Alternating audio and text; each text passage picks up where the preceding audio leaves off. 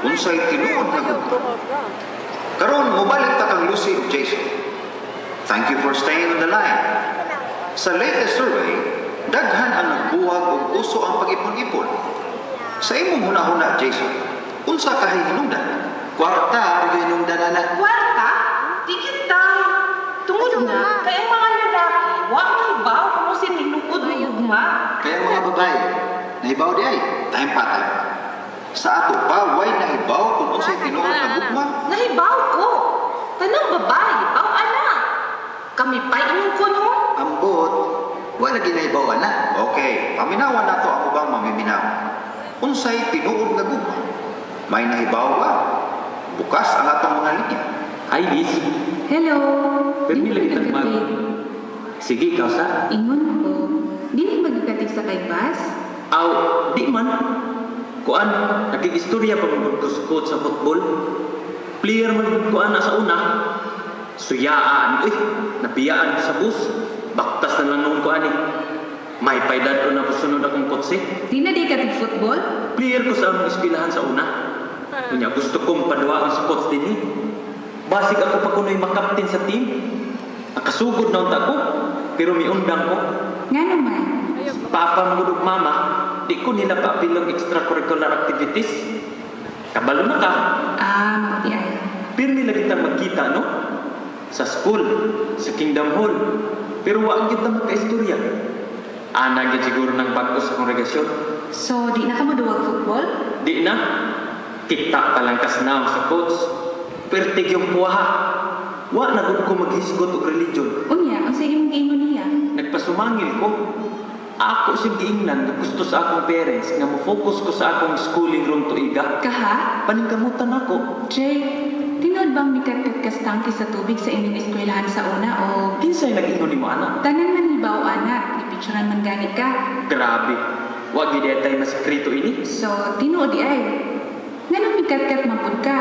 Wa man ko'y nagtuo nga makahimo pa to. Pero nalisdan ka. Saddi lang. Sikat man pud. So, unsa may imong plano man sa graduation? Gusto kong mag-pioneer. Maura na? Wa nay lain? Maunay akong pangunang-pungon. Ikaw di ay.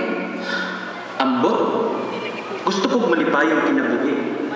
Kanang maayong trabaho, may pamilya, niya sige lang bakasyon. Gusto kong ma-enjoy pag-ayaw kinabuhi sa mas uban. O, magpahin na pag tingali. Pero pabautis mo usa.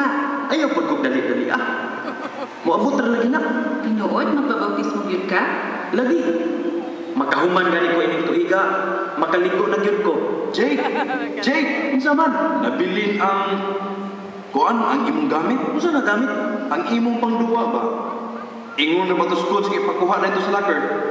Pagdali. Suko ra ba ito? Sige, ato na ko. Ulat ako ha.